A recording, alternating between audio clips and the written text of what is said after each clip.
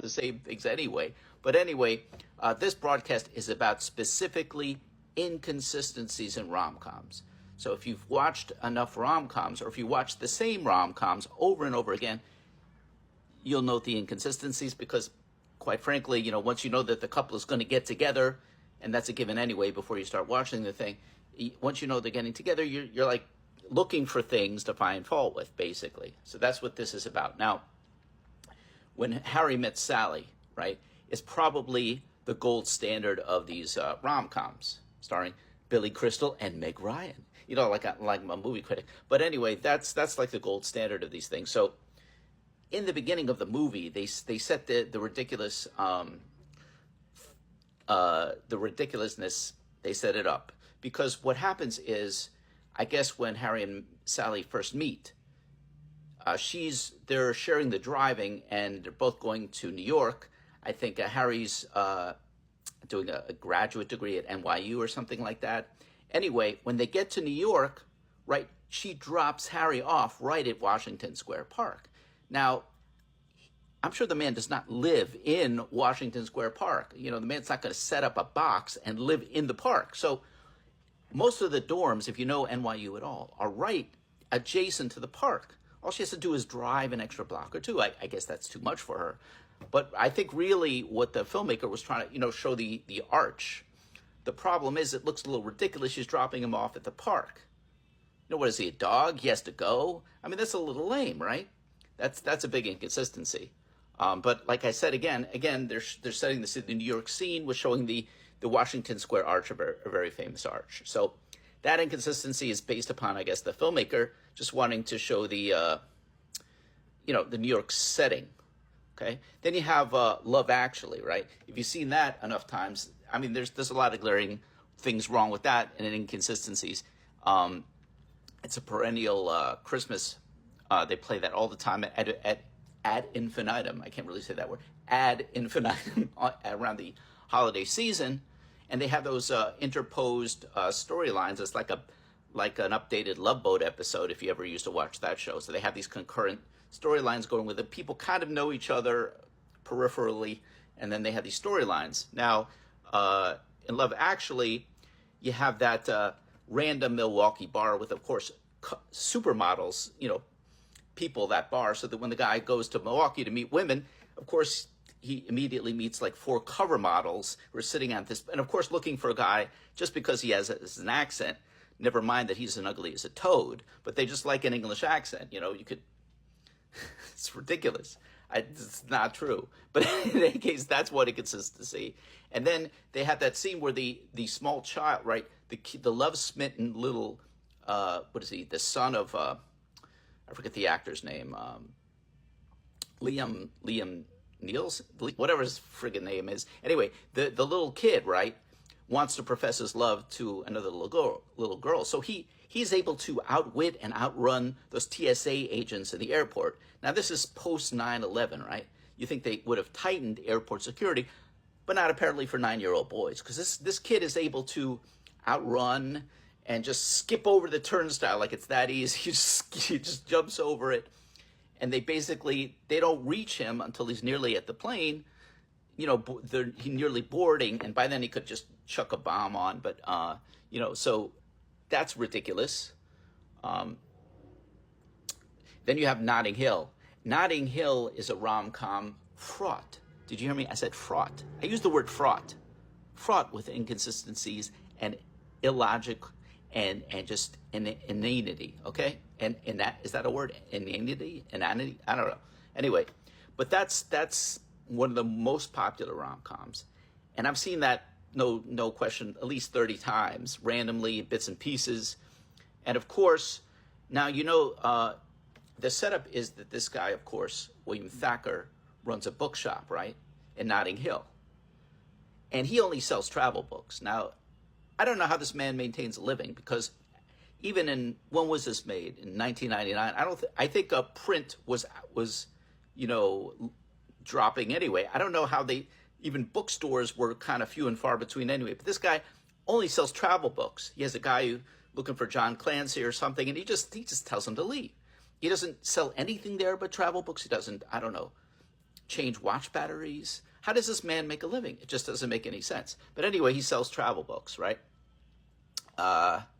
Then you have this famous movie star, Anna Scott, drop in, just buying a book. She can't send her assistant to get this book. She has to go personally into the bookstore to look for travel books. But anyway, Anna Scott is an actress with the shortest fuse in the world, because every time Anna Scott and what's his name, Will Thacker, every time there's a minor little wrinkle in their relationship, this woman leaves the country for 6 months. She's just up and leaves. And you have this scene where Hugh Grant's character is just wandering the streets of London, really distraught, while a Al Green song plays in the background. This is the formula. So they have a minor tiff. She leaves the country for any, at the drop of a hat. And they also, in that movie, there's that scene, I don't know if you've seen it, where, I'm sure you've seen it. If you've watched On Hill, you've seen the scene, where you have those guys sitting around talking about having sex with Anna Scott's character. And of course, that's what men do. They sit around and talk about how great it would be to have sex with a rom-com, a primarily rom-com actress. That doesn't really make any sense. I've never seen men talk about a rom-com actress like that. That would be like a group of men in America, and again, it's an American actress. So that would be like a group of American dudes sitting around talking about how great it would be to go and bang Kate Winslet. I mean, that doesn't make any sense either. And she just happens to be in the restaurant. And that's the other thing. They didn't notice Anna Scott was in the restaurant. They didn't notice it. She's just sitting there. They're sitting in the back room, and they would have had to have passed, unless she came in later, dude would have had to have passed her. So it just doesn't make any sense that they're just like foaming at the mouth over, talking about these stories. And then of course, she confronts them, which is, so logical to do when you have a group of sex-starved men. If you're the actress they're talking about, you just confront them, that doesn't make any sense. Anyway, Notting Hill. Then you have Bridget Jones. Now, Bridget Jones has one of the most absurd parts of it in any rom-com. Now, you can tell that Bridget Jones was absolutely written by a woman, because that scene with the diary towards the end, no man would have written that scene. No, I'll say it again. No man would have ever written a scene where this guy, after all these fits and starts throughout the movie with Bridget Jones, he's finally able to consummate the relationship. Then he sees a few disparaging journal entries, and of course, this man has to go and correct it. He has to run out in a snowstorm in London and go buy this woman a diary. Right then and there, when he's about to score with the woman, he has to do this. Like, what? It's not like he's the proofreader of Anne Frank's diary. He's just like a random guy. He says, "Oh, wow, she called me a stuffed, little cocky guy. That's hard. I gotta leave. This doesn't make any sense. Had to go change it right then and there. Unbelievable that he had to rectify what you said about him. And of course, when Mark Darcy is running out in the snowstorm, there's a convenient diary store down the block from her. She lives right near a diary store. Don't we all? You can't, walk down the street without running into one, right? And of course, it's open late. Well, I don't know when he ran out. It was dark. This diary store is open late, for those emergency diary needs. Okay. And of course, when you're talking about inconsistencies in rom-coms, you have these really baffling choices for casting in some of them. Like, who came up with the idea that they thought Jack Black would be a good romantic lead? Because they put him in at least two that I remember. They put Jack Black in Along Came Polly with Gwyneth Paltrow, right? And then they put him in that movie they always show around Christmas. What's it called? The Holiday? They put him as the romantic lead with Kate Winslet. Have you ever seen a weird pairing? I wouldn't pair Kate Winslet and Jack Black together at a wedding table, much less put them in a rom-com together. It's ludicrous, right? The casting? I mean, physically incompatible. I mean, at least the movie spends more time with the other romantic couple, Cameron Diaz and Jude Law. At least they spend more time with them. That makes more sense, at least physically. But it's just bizarre that they would cast Jack Black. He's weird looking. Physically, he resembles like someone's paunchy, manic uncle or something. I never think of him in a romantic context. And of course, another bizarre casting choice has to be Jack Nicholson. It works because he's a good actor and he blends in. But I mean, Jack Nicholson is more likely somebody who would just like kill off the romantic lead in the film. He looks like somebody who would do her wrong or put an end to her life or something than someone who's going to kiss her. And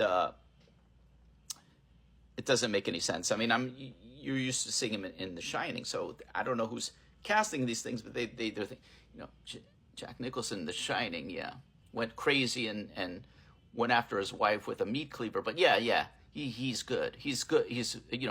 He'll make the girl swoon. Doesn't make any sense. But probably the weirdest decision for a romantic coupling in any movie that I can think of lately is when you have Jennifer Lopez and Owen Wilson. It's a really physically mismatched couple. Really. I mean, it's maybe the filmmaker just thought, well, she's so good looking, J-Lo is just so good looking, she would cancel out any male lead they were put in. That's the only thing that makes sense, because why are they casting Jennifer Lopez and Owen Wilson? It doesn't make any sense at all. I mean, they might as well have cast her J-Lo against Will Ferrell or Steve Buscemi. Makes about as much sense. When you think about rom-coms also, you got to include, I guess, the teen rom-coms. There's a lot of them, and they're all very, very similar. They all, there's like 3 of them that have exactly the same plot line. There's always some sensitive jock, and we all know real sensitive jocks, don't we? They're always really nice, sensitive, standing up for their fellow classmates. They're these nice jocks, of course, and but they have a clear sensitive side. And in any of these teen rom-coms, you always have that scene at a prom towards the end of the movie where the sensitive jock has to confess his love for the nerdy but secretly gorgeous girl, valedictorian, whatever she is in the class. He has to profess his love during his homecoming king speech. Perfect timing, perfect time to do that. I'm sure everybody who's at this thing wants to hear about how much this guy has love for this nerdy girl. You have The Duff, they did that. You have, what is that? She's All That. It's the same thing. And I think even American Pie, they had that prom scene.